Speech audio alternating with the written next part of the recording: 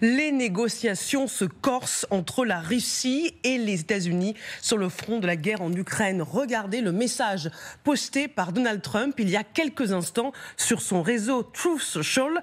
La Russie doit réagir, elle doit se bouger, on peut le traduire aussi comme ça. Trop de gens meurent, des milliers par semaine, dans une guerre terrible et insensée.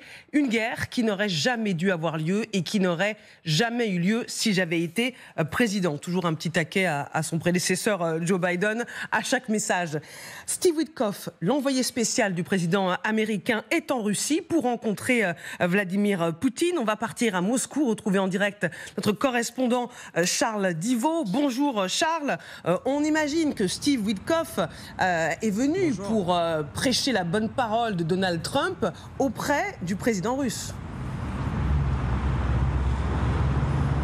Oui, effectivement, au programme de cette réunion, parler de la situation en Ukraine, continuer les négociations concernant la signature d'un cessez-le-feu et à noter également, pour la première fois, le Kremlin parle de poser éventuellement les conditions pour une rencontre entre Donald Trump et Vladimir Poutine. Alors attention, le Kremlin précise qu'il ne s'agit pas du tout d'une réponse au coup de pression américain puisque Dmitry Peskov, porte-parole du Kremlin, a expliqué qu'il ne fallait pas s'attendre à des résultats significatifs à la fin de cette réunion, qu'il s'agissait simplement de reprendre les discussions là où elles ont été laissées lors de la dernière rencontre entre Steve Witkoff et Vladimir Poutine. C'était il y a environ un mois. Alors, en revanche, ce qui est à noter, c'est que pour la première fois, Steve Witkoff profite de sa venue en Russie pour parler également économie, puisqu'il a rencontré plusieurs oligarques ce matin lors d'une conférence dont le thème était de parler des métaux et des terres rares en Russie.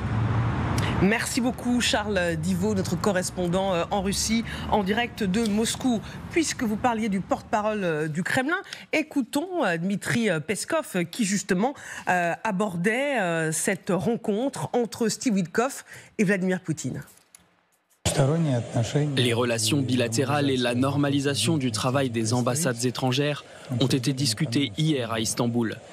Et le règlement ukrainien fait l'objet de discussions avec Witkoff. Le travail se poursuit. Nous échangeons nos points de vue, nous transmettons nos positions. C'est un travail méticuleux.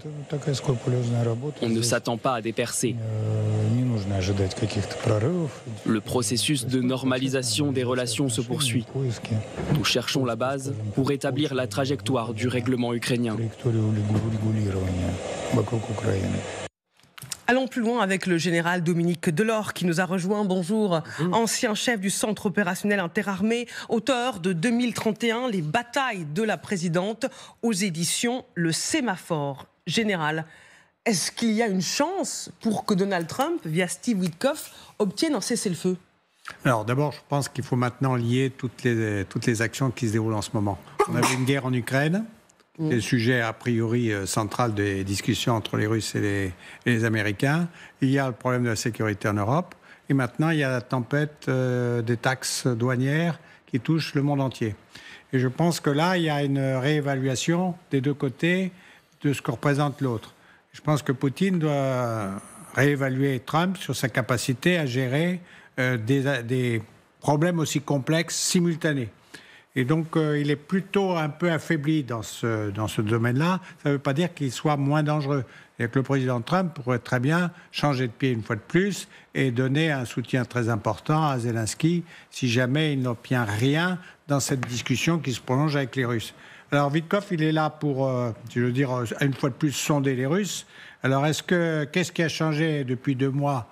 Sur le terrain, pas grand-chose, à part la réduction de la poche de course, qui n'est pas négligeable quand même, et puis une légère progression de l'armée russe sur zone. Pour le reste, les Ukrainiens, eux, ont senti complètement leur dépendance au renseignement américain et à la logistique américaine. Donc ça c'est depuis 2 mois. Alors, qu'est-ce qu'il peut obtenir dans cette affaire-là ? Pour le moment, il y a eu un vague cessez-le-feu sur les attaques de drones sur les centres énergétiques des 2 pays, plus ou moins respectés, et puis c'est tout. Alors, je crois que là, le problème devient de plus en plus complexe. Et complexe parce que les Américains ont d'autres, maintenant, idées. Ils voient bien la Chine qui se raidit très fortement, la Chine qui est accusée d'être un peu plus proche de Moscou qu'on ne pensait auparavant. Donc, je ne pense pas qu'il va en tirer grand-chose. Oui, c'est ce que disait le Kremlin. Il ne fallait pas s'attendre à des avancées significatives à l'issue de la rencontre Poutine-Steve Witkoff. Ce que je trouve intéressant, c'est la rencontre de Witkoff avec les oligarques russes. C'est ce que nous disait Charles Divot. On parle business, on parle terres rares. Et alors ça, il faut quand même le remettre en perspective avec la guerre commerciale lancée à la Chine par Donald Trump. La Chine est exportatrice de terres rares. C'est 70% de l'extraction de terres rares, la Chine. Et évidemment, pour les États-Unis, c'est absolument capital dans un grand nombre de domaines. Si la coupure, la rupture avec la Chine se confirme, il va falloir pour Donald Trump trouver aussi d'autres endroits où aller s'approvisionner en terres rares. Et finalement, c'est ce que est en train de lui offrir Vladimir Poutine. Il était déjà question de ces terres rares, évidemment, avec le plan soumis à Zelensky par Donald Trump. Mais rappelez-vous qu'à l'époque, Vladimir Poutine avait déjà fait des appels du pied à Donald Trump sur cette question. Et on voit bien là que cette question des terres rares est en train de rentrer dans la négociation. Cette question des intérêts économiques, de la coopération économique, elle est absolument centrale. Certes, il y a le dossier ukrainien, mais on voit bien que Witkoff, il est là aussi pour aller parler avec les oligarques russes. Il y a un homme, notamment, qui monte dans l'entourage de Vladimir Poutine, qui est l'un des négociateurs côté russe avec les Américains, c'est Dmitriev. Et lui aussi fait partie de ce monde du business, de ce monde de l'économie russe. Il était, il y a quelques jours, à Washington pour aller voir Witkoff. Donc on voit qu'il y a des allers-retours permanents. Les négociations, elles ne se sont pas stoppées. Elles continuent en coulisses de toute manière. La question de la normalisation des relations entre les États-Unis et la Russie, elle est absolument centrale. Et c'est l'une des missions qu'a Steve Witkoff aujourd'hui. Mais est-ce qu'il y a un double discours côté américain ? Quand on lit ce que déclare le département d'État américain, rien ne peut être discuté avant la trêve. Et on apprend que les discussions continuent et qu'on discute avec les oligarques, qu'on parle business, qu'on parle terres rares. À quoi il joue Trump ? Je ne suis pas sûr qu'il y ait un double discours. Je pense que d'un côté, vous avez un émissaire, Steve Witkoff, qui est l'émissaire personnel du président des États-Unis. Or, on sait tous que la préoccupation majeure de Trump, c'est le business. Et c'est les contrats qui vont en résulter. Et Witkoff, il est là pour ça. Il est là, pour faire passer les messages directs de Trump à Poutine. Il y en a peut-être qu'on ne connaît pas, il y en a sans doute même qu'on ne connaît pas, c'est évident. Et deuxièmement, il est là pour s'assurer que sur le plan commercial, cette paix ukrainienne sera rentable. Parce que ça aussi, c'est l'obsession de Trump. Il faut qu'il puisse avoir une affiche, un peu, vous savez, comme l'affiche des tarifs. Vous pouvez être sûr qu'il sortira un tableau en disant, voilà ce qu'a rapporté aux Américains la paix en Ukraine, et ça se chiffrera en centaines ou en dizaines de millions de dollars. Après, il y a la position du département d'État, qui, elle, est la position naturelle de dire que il y a d'abord la trêve et qu'ensuite on négociera la paix. Donc je ne suis pas sûr qu'il y ait une compétition, une contradiction entre les deux. C'est juste deux niveaux de négociation. La difficulté, c'est quand vous agissez à deux niveaux, les Russes, ils vont choisir le niveau le plus avantageux pour eux et eux peuvent tirer profit de cela, justement en envoyant des signaux différents et en quelque sorte, non pas en divisant, mais en essayant de fracturer un peu l'administration américaine. Alors, sur la question des terres rares, très franchement, dans le contexte actuel, et je rebondis sur ce que disait le général à l'instant, la Chine ne va plus lâcher la Russie. On est dans une situation de guerre commerciale absolue. Oui. La Chine, je le rappelle, n'a pas d'énergie. Elle a besoin de l'énergie russe. C'est essentiel pour faire fonctionner son économie. Ce n'est pas maintenant que les Chinois vont dilapider le capital qu'ils ont acquis depuis 2022 en soutenant la Russie parce que Donald Trump le voudrait. Donc, la réalité, c'est que Vladimir Poutine est en train de tenir un double discours. D'un côté, il donne des signaux prétendument favorable ou peut-être favorable sur le plan économique à Donald Trump, mais vis-à-vis des Chinois, c'est pas lui qui a la main, Vladimir Poutine, ce sont les Chinois qui ont la main tant sur l'armement, peut-être même sur l'envoi de troupes, on l'a vu avec ces récentes interpellations de soldats chinois en Ukraine, et donc vous pouvez être sûr que Xi Jinping ne va pas en quelque sorte relâcher les traînes sur Vladimir Poutine en ce moment, il a besoin de la Russie, ça fait partie de la stratégie de containment, d'endiguement des États-Unis de la part de Pékin. Alors Washington n'a cessé de mettre la pression ces derniers jours. Rappelez-vous ce que disait Marco Rubio, secrétaire d'État aux États-Unis, sur les discussions qui ont lieu en ce moment. Tout va se jouer dans les jours qui viennent. Nous saurons bientôt, en quelques semaines, pas des mois, si la Russie est sérieuse à propos de la paix ou non. J'espère qu'ils le sont. Ce serait bon pour le monde si cette guerre prenait fin. Mais évidemment, nous devons tester cette proposition. Alors nous travaillons à travers ce processus. Nous avons eu un visiteur, M. Kirill. J'ai eu l'occasion de m'asseoir avec lui. Il a rencontré d'autres personnes. Il rapportera des messages. Et le message est que les États-Unis doivent savoir si vous êtes sérieux ou non à propos de la paix. En fin de compte, Poutine devra prendre cette décision. On saura bientôt si Poutine est sérieux à propos de la paix. Est-ce que ce bientôt, c'est maintenant ? C'est le psaume américain depuis qu'ils sont l'équipe de Trump est revenue au pouvoir. Hein. Donc on répète ça en permanence pour montrer la bonne volonté américaine, le souhait de revenir à la paix. Et en face, ils ont un adversaire qui n'a pas la même horloge. Donc il n'a pas la même horloge et pas les mêmes objectifs, bien entendu. Alors, ceci dit, ce qui me paraît peut-être le plus inquiétant du côté de Poutine, c'est la capacité des Américains à renforcer fortement les Ukrainiens. Ça, avec quelqu'un comme Trump, on ne peut pas l'évacuer. Il est capable il est capable de se couper de l'Ukraine, mais il est capable aussi de renforcer l'Ukraine. Ça, ce côté imprévisible de l'homme, c'est contraire à un bon joueur d'échecs. C'est-à-dire que le bon joueur d'échecs, et quand il regarde son adversaire, il imagine toutes les solutions raisonnables. Donc le coup anormal peut amener parfois une victoire, c'est arrivé dans des championnats du monde, mais c'est rare. Donc la logique normale, en regardant les Américains, et là est un peu, comme nous tous d'ailleurs, quand on regarde actuellement la politique américaine, elle est plus que surprenante, elle est déraisonnable, au sens qu'elle n'a pas de suivi de la raison. Alors, pour Poutine, je pense que... Est-ce qu'il va concéder ? Il peut concéder parce que rien n'empêche qu'ils disent, bon, la mer Noire, on est d'accord, mais dans cette hypothèse, il faut évidemment que les banques russes soient capables de vendre correctement et de récupérer l'argent correspondant aux céréales vendues auprès du Sud, hein, puisque il y a des tas de populations qui attendent des millions de tonnes de céréales venant d'Ukraine ou de Russie, mais en tout cas, celle de Russie manque actuellement.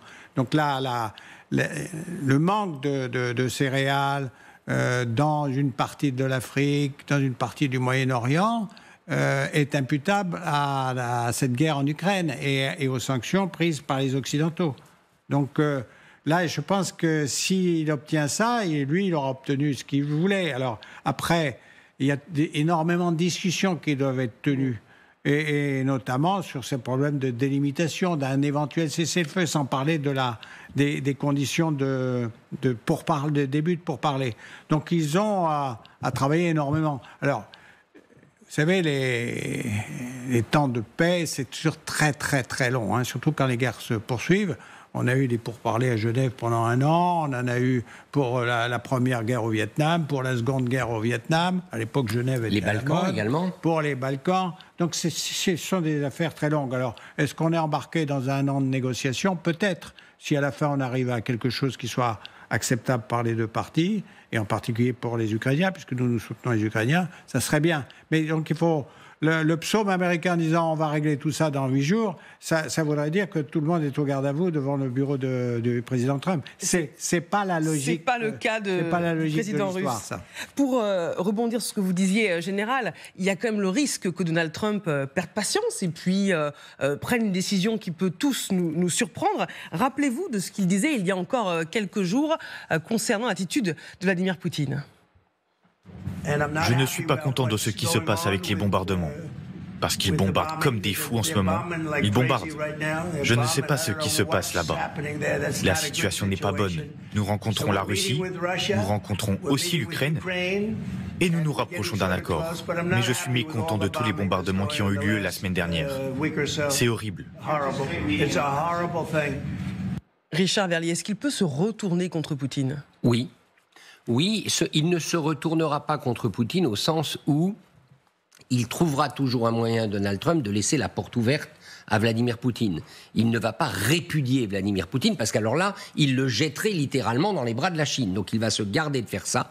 Mais effectivement, il peut faire comprendre à Vladimir Poutine qu'il est excédé et que le moment est venu de faire des concessions. Et là, il a 2 leviers qu'il peut activer. Le premier, c'est le levier militaire, renforcer le soutien à l'Ukraine, ou en tout cas l'annoncer. Parce que tout est aussi psychologique. Annoncer qu'il est prêt à renforcer l'Ukraine, ça fera son travail quand même de sape à Moscou et ça obligera les Russes à réfléchir. Et le deuxième élément, rappelons-le, il a quand même le levier des sanctions, notamment sur ces fameuses compagnies fantômes qui permettent à la Russie de continuer d'exporter en particulier ses hydrocarbures sous des pavillons différents. Et là, ces compagnies, on les connaît, elles ont été identifiées et il y a moyen de sanctionner les pays qui les hébergent, par exemple. Mais ça amènerait les États-Unis à des complications, par exemple avec l'Inde, qui est une grande puissance qui en ce moment achète beaucoup d'hydrocarbures russes. Donc il a les moyens. La chose que je voudrais ajouter, c'est que le calendrier a son importance. Donald Trump approche des 100 jours de son pouvoir. Il veut des marqueurs de succès. D'ailleurs, c'est pas quand même suffisant de dire toujours c'est magnifique, c'est formidable, ça marche. Il faut que concrètement, il ait une preuve et il aimerait bien que Poutine la lui donne. Et puis du côté de Poutine, il y a le défilé du 9 mai qui sera la commémoration du 80e anniversaire de la libération de l'Europe par les nazis. Vous savez que pour la Russie, c'est la date du 9 mai, c'est la reddition nazie qui a été signée à Berlin. Pour les Occidentaux, c'est la date du 8 mai, la capitulation préalable avait eu lieu à Reims. Mais ce 9 mai, ça sera un grand défilé à Moscou et les Russes en profiteront évidemment pour faire un show militaire extraordinaire. Et devinez qui a déjà confirmé être l'hôte de marque ? Xi Jinping, bien évidemment. Le président chinois sera à Moscou ce jour-là. On avait pensé que peut-être Donald Trump irait aussi. À ce stade, ça paraît quand même extrêmement improbable. Magali. Il y a 2 solutions en fait pour Donald Trump face en effet à un Vladimir Poutine qui resterait dans cette intransigeance. En effet, c'est de faire monter la pression avec en effet une aide militaire à l'Ukraine, plus de sanctions. Il y a aussi l'option où Donald Trump finalement finit par se désintéresser de l'Ukraine. L'annonce dont on a parlé sur LCI, du fait que les Américains vont céder la base de Rzeszów en Allemagne, oui. en Pologne, pardon, oui. Juste tout près de la frontière ukrainienne, à l'OTAN, ça inquiète beaucoup de personnes parce que c'est par ce hub logistique qui est distribué 90% de l'aide militaire qui passe vers l'Ukraine. Et c'est vrai que de voir que les Américains se désengagent de la gestion de cette base, est-ce que ce n'est pas un signe avant-coureur d'un désintérêt plus large et d'un désengagement finalement rampant des États-Unis sur le dossier ukrainien? Certains l'interprètent comme ça, en tous les cas. Donc, il va falloir voir exactement comment... Voilà, on voit cette base oui. de Rzeszów. Comment ça se passe? Alors, évidemment, les Américains disent non, mais c'était prévu. Il y a quand même une tendance à un désengagement oui. Des États-Unis sur le sol européen. Est-ce que ça annonce aussi un désengagement sur l'Ukraine? C'est la crainte, évidemment. Alors là, juste un mot. La fenêtre est ouverte pour la fameuse force de réassurance européenne dont parle Emmanuel Macron. Oui. Parce que voilà une base qui est libérée par les Américains, si l'on peut dire. Les Américains s'en retirent. Si Emmanuel Macron est sérieux, et il l'a répété à plusieurs reprises sur l'envoi d'une force de réassurance, être sur cette base, ce ne serait pas une mauvaise idée. Je parle sous votre contrôle, mon général. Il faut que tout le monde se mette d'accord. Hein. Et on ne sait pas ce qui se dit en ce moment à Bruxelles avec la coalition des pays volontaires pour l'Ukraine.